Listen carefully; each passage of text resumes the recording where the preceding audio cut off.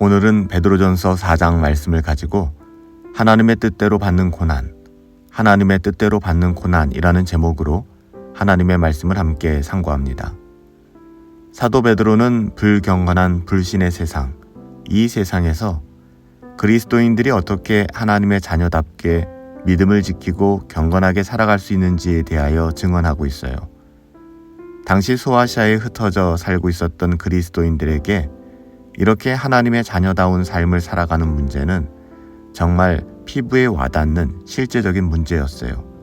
그들의 부차적인 문제가 아니라 그들의 신앙과 삶의 근본적인 문제가 되었다는 것이죠.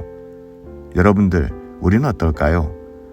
우리도 오늘날을 살아가는 데 있어서 사도 베드로가 증언하는 이 내용처럼 이 세상을 살아가며 하나님의 자녀답게 살아가는 그 삶이 우리의 삶의 본질적인 문제인가요?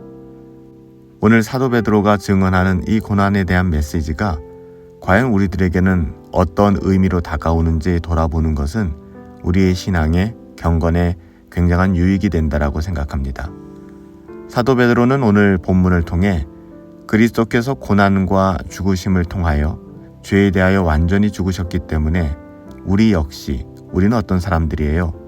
그리스도와 연합된 사람들이지 않습니까? 예수님이 우리 안에 거하고 우리가 예수 그리스도 안에 거하는 그리스도와의 연합된 우리들 역시 죄에 대하여 죽은 자로 여겨야 된다는 거예요.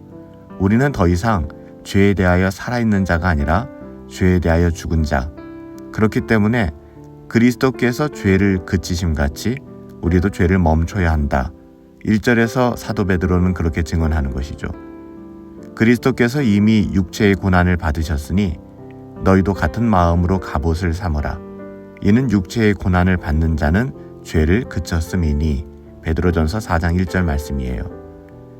여기서 사도 베드로는 그리스도와의 연합이라는 교리를 가르치면서 우리가 받는 고난의 긍정적인 효과, 긍정적인 면에 대해서 이야기하고 있어요. 고난이 어떻게 긍정적일 수 있을까? 고난의 긍정적인 효과란 죄에 대하여 죽어 정욕을 따라 살지 않게 하고 의에 대하여 살아 하나님의 뜻을 따라 살아가는 거룩한 성품을 빚어가는 데 있습니다. 그래서 베드로가 2절에 이렇게 증언해요. 그 후로는 다시 사람의 정욕을 따르지 않고 하나님의 뜻을 따라 육체의 남은 때를 살려 함이라. 그리스도 예수를 알지 못하던 때에 짓던 죄들이 여전히 괜찮다고 여겨서는 안 됩니다. 우리가 신앙생활을 하면서 또한 우리가 일상을 살아가면서 거듭나기 전 예수님을 알지 못하던 때에 짓던 모든 죄악들을 우리는 끊어내야 하고 멀리해야 되는 것이죠. 이것을 결코 괜찮다고 여겨서는 안 된다는 것입니다. 3절 말씀에 보니까 너희가 음란과 정욕과 술 취함과 방탕과 향락과 무법한 우상 숭배를 하여 이방인의 뜻을 따라 행한 모든 것들 지나간 대로 족하다라고 말씀하고 있어요. 여러분, 이것은 거듭나기 전에 우리의 삶이었죠. 지나간 대로 족한 거예요. 우리가 거듭난 후에도 음란과 정욕과 술 취함과 방탕과 향락과 무법한 우상 숭배를 계속한다 그러면 여러분, 우리가 어찌 예수님 안에 거하고 예수님이 우리 안에 거한다라고 이야기할 수 있겠습니까? 성도의 삶의 변화는 주변 사람들로부터 비방과 이상히 여김을 받는 데서부터 시작될 거예요. 이게 무슨 말이냐 하면 우리가 이 세상에서 거룩한 삶을 살아가기 시작하면 철로역정에서 우리가 살펴보았던 것처럼 허영의 시장에서 크리스찬과 믿음이 그들과 전혀 다른 옷을 입고 전혀 다른 말을 하기 시작하니까 사람들이 그들을 어떻게 여겼습니까? 이상히 여기고 비방과 또 모함과 결국에는 이것으로 말미암아 믿음은 순교에 이르게 되지 않았습니까? 4절 말씀해 보니까 이러므로 너희가 그들과 함께 그런 극한 방탕에 다름질하지 아니하는 것을 그들이 이상히 여겨 비방하나. 여러분, 그래요. 우리가 이 세상을 살아가면서 하나님의 자녀들이기에 이 세상 사람들과 극한 방탕에 다름질을 할 수 없는 것이죠. 세상에 보암직도 하고 먹음직도 하고 지혜롭게 할 만큼 탐스럽기도 한 그 유혹에 우리는 결코 넘어질 수 없는 거예요. 죄에 대하여 죽었기 때문이죠. 그런 우리를 향하여 세상은 이상히 여긴다는 거예요.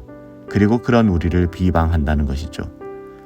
하지만 이런 비방에 대하여 우리가 두려워하거나 염려할 필요는 없습니다. 그들의 비방은 결국 주님의 심판대 앞에서 그들의 어떠함을 직고하게 될 일이기 때문에 그래요. 5절 말씀에 보면 그들이 산 자와 죽은 자를 심판하기로 예비하신 이에게 사실대로 고하리라. 여러분, 그날이 반드시 오게 될 것입니다. 우리가 우리의 입술로 쏟아내었던 모든 말들을 주님 앞에서 설명하고 또 주님 앞에 드러날 그날이 반드시 찾아오게 된다는 것이죠. 그 악한 자들의 말들이 결국엔 주님의 심판대 앞에서 그들의 어떠함을 직고하게 될 일로 드러나게 될 것이다. 사도 베드로는 이렇게 증언하고 있습니다. 이것은 단지 성도들에 대한 비방이 아니라 곧 그들이 연합된 그리스도에 대한 비방이기 때문에 그래요. 하나님의 자녀들을 비방한 것 같지만 결국 우리가 찾아 들어가 보면 하나님의 자녀가 아니라 하나님을 비방하는 것이고 우리 주 예수 그리스도를 비방하는 일이기 때문에 그렇죠. 이렇게 세상이 악하고 세상이 믿음의 사람들, 하나님의 자녀들을 조롱하고 비방한다 할지라도 그들이 믿음을 지킬 수 있었던 이유는 무엇일까요? 심판이 임박했다라는 인식이에요. 주님이 곧 다시 오실 것이라는 소망이 그들 가운데 있었기 때문입니다. 그들은 날마다 기도하면서 마라나타, 아멘 주 예수여 어서 오시옵소서 이렇게 기도했을 것입니다. 심판이 임박했다라는 인식은 초대교회 성도들에게 매우 중요한 삶의 동기가 되었어요. 우리도 마찬가지거든요. 오늘이 영원할 것이며 오늘이 내일 같을 것이고 이렇게 지속될 것이다. 내일은 오늘 같을 것이고 그 하루가 계속될 것이다. 우리의 일상은 변하지 않을 것이다 라고 막연하게 기대하는 것 자체가 얼마나 위험한 일인지 몰라요. 하나님의 심판이 곧 도래할 것이며 우리가 주님을 만날 그날이 멀지 않았다라고 생각하는 것, 이것은 하나님의 자녀들에게 있어서 매우 중요한 삶의 동기가 되는 것입니다. 그래서 사도 베드로는 7절 말씀에 정신을 차리고 근신하여 기도하라 이렇게 권하는 것이 아니라 명령하고 있는 것이죠. 7절 말씀이에요. 만물의 마지막이 가까웠으니 그러므로 너희는 정신을 차리고 근신하여 기도하라. 성도들은 또한 정신을 차리고 근신하여 기도할 뿐만 아니라 서로 사랑하는 일에 열심을 내어야 한다 이렇게 말씀하고 있습니다. 8절 말씀에 보니까 무엇보다도 뜨겁게 서로 사랑할지니 사랑은 허다한 죄를 덮느니라. 단지 서로 사랑하라가 아니라 사랑하는 일에 열심을 내라는 것은 그렇게 하지 않으면 성도들이 이 불신 세상, 험악한 세상을 이기며 살아갈 수 없기 때문이에요. 사랑은 서로의 죄를 물고 늘어지거나 계속 떠올리게 하는 것이 아니죠. 여기서 사도 베드로는 말세를 당한 성도들이 이 불신 세상에서 어떻게 행동해야 되는지를 정확하게 이야기하고 있어요. 근신하고 정신 차리고 근신하여 기도하는 것과 사랑하는 일에 열심을 다하라는 것이죠. 여러분, 그렇게 우리는 살아가야 돼요. 이런 삶은 섬김과 나눔으로 이어지게 되어 있죠. 그래서 9절 말씀에 보면 대접하는 일을 소중히 여기라 그렇게 이야기합니다. 오늘날은 대접받기를 원하고 대접받는 것을 굉장히 좋아하는 시대인 것 같아요. 대접하는 사람들, 섬기는 사람들이 많지 않은 것 같아요. 그런데 우리는 어느 쪽 자리에 앉아야 합니까? 날마다 섬길 수 있는 자리가 우리의 자리임을 기억해야만 합니다. 9절 말씀에 보니까 대접하는 일은 굉장히 중요한데 여기서 더 중요한 것은 무엇이냐 하면 불평과 원망이 없어야 된다는 것입니다. 선한 일을 하고 불평과 원망을 하게 된다면 이는 너무 어리석은 거예요. 사탄에게 그 틈을 내어주는 꼴이 되고 말 거예요. 여기서 사도 베드로는 섬김에 대해서도 구체적으로 우리가 어떻게 섬겨야 하는지 10절부터 11절에 섬김의 원칙에 대해 이야기하는데요. 첫 번째는 은사를 따라 섬겨야 한다. 왜 나는 하는데 저 형제는 하지 않는가 불평하지 말라는 거예요. 내가 잘하고 좋아하고 할 수 있는 것을 하되 받은 은사를 따라 하는 것이 중요하다라고 이야기하는 것이죠.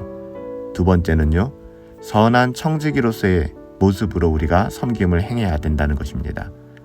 청지기는 자기의 것을 가지고 행하는 사람이 아니잖아요. 하나님의 자녀들, 성도들은 하나님께서 맡겨주신 시간, 재물, 건강, 능력, 재능 여러 가지를 통하여 하나님의 자녀들과 하나님의 백성들이 섬기는 것, 선한 청지기의 자세가 바로 이런 것이죠. 그러니까 여기서 중요한 것은 자기의 것을 가지고 하는 것처럼 생색내지 말라는 거예요. 우리는 청지기니까. 이렇게 함으로써 우리는 범사에 예수 그리스도로 말미암아 하나님이 영광을 받으시게 해야만 한다라고 이야기하는 것이죠. 이제 마지막 12절부터 사도 베드로는 다시 고난의 주제로 돌아와요. 하나님의 자녀들이 시험과 불시험 또 여러 가지 고난을 만나게 될 때에 그 일을 이상하게 생각하지 말아라, 이렇게 이야기하는 것이죠. 12절 말씀이죠. 사랑하는 자들아, 너희를 연단하려고 오는 불시험을 이상한 일을 당하는 것 같이 여기지 말아라 라고 말씀하고 있어요. 여기서 멈추지 않아요. 13절 14절 특별히 14절 말씀에 보면 도리어 기뻐하고 즐거워하라 라고 말씀하고 있습니다. 너희가 그리스도의 이름으로 치욕을 당하면 복 있는 자로다. 영광의 영 곧 하나님의 영이 너희 위에 계심이라. 하나님의 영이 우리 가운데 함께 하실 때, 우리가 성령으로 인도하심을 받을 때 우리가 그리스도의 이름으로 치욕을 당하고 우리가 그리스도의 이름으로 말미암아 고난을 당하게 된다라고 이야기하는 것이죠. 여러분, 여기서 베드로가 이야기하고 있는 고난은 그리스도의 고난입니다. 그리스도로 말미암은 고난이죠. 예수님 때문에 받게 되는 고난이에요. 믿음으로 그리스도와 연합되었고 그리스도와 동일시되기 때문에 당하는 성도의 고난은 그리스도의 고난과 마찬가지거든요. 이 고난은 그리스도의 이름으로 받는 치욕이고 이것은 그들 위에 성령이 계시다는 증거다라고 사도 베드로는 증언하고 있는 거예요. 그럼 이게 얼마나 큰 위로가 되는지 모르겠습니다. 우리가 그리스도와 연합되었기 때문에 당하는 환경과 상황, 고난들이라는 것이죠. 사도 바울 역시 이 고난에 참여하는 것을 영광스럽게 여겼잖아요. 빌립보서 3장 10절에 보면 그 고난을 바라기까지 했습니다. 하나님께서는 이 고난에 참여한 자들을 영광의 날에 인정해 주실 겁니다. 여러분, 우리들에게는 그러한 고난이 있습니까? 영광의 날에 우리 하나님께서 인정해 주신다고 하셨는데 여러분, 우리들의 삶에 이런 고난이 있는가? 또한 우리는 이런 고난을 기대하며 살아가는가? 한번 돌아보았으면 좋겠어요. 우리의 잘못 때문에 당하는 고난이 아니에요. 예수 그리스도 때문에 당하는 고난. 만약에 우리의 고난이 예수 그리스도로 말미암아 경험하게 되는 고난이라면 부끄러워하지 말라는 거예요. 오늘 16절 말씀, 만일 그리스도인으로 고난을 받으면 부끄러워하지 말고 도리어 그 이름으로 하나님께 영광을 돌리라. 하나님의 심판의 날을 기다리는 것은 이런 성도들에게는 소망이고 위로가 되는 거예요. 우리가 주님처럼 하나님의 뜻대로 고난을 받는다면 계속 선을 행하는 가운데 우리의 영혼을 하나님께 맡기며 살아가야만 될 것입니다. 하나님의 뜻대로 고난을 받는 자는 복이 있습니다. 주님의 심판날에 그 복을 우리의 두 눈으로 분명하게 보게 될 거예요. 살아계신 아버지 하나님, 주님을 미워했듯이 저희도 미워하는 이 세상에서 형제들이 열심으로 사랑하게 하옵시고 주를 위하여 받는 고난을 부끄러워하지 아니하도록 도리어 기뻐하고 즐거워하도록 우리에게 믿음을 더하여 주시옵소서. 그리고 심판날에 그리스도를 위한 고난이 얼마나 영광스러운 축복이었는지를 분명하게 바라보게 하시고 그것을 누릴 수 있는 영광을 우리들에게 허락하여 주시옵소서. 우리가 살아가는 이 세상에서 잠시 당하는 이 고난이 하나님의 뜻대로 받는 고난이라면 기꺼이 받게 하여 주시옵시고 그 고난 이면에 있는 하나님의 영광과 하나님의 칭찬을 바라볼 수 있도록 또 소망할 수 있도록 우리에게 은혜를 더하여 주시옵소서. 예수님의 이름으로 기도하옵나이다. 아멘.